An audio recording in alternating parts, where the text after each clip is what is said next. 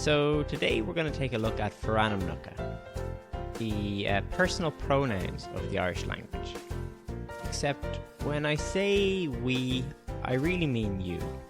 Because I was thinking about how to make a video for the Forainmeacha, and I just don't think that a video on this topic would help.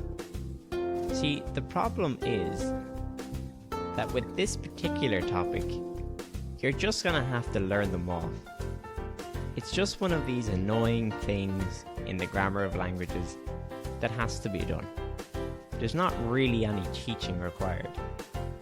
So have a look at the notes that we have on the Wrong Gaeilge page, and here you'll find a fairly comprehensive list of all of the Forainmeacha you could possibly need.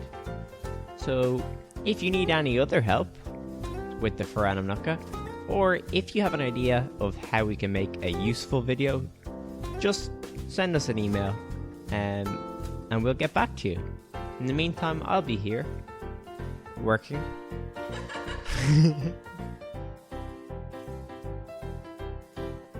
I'll get Shinee for today.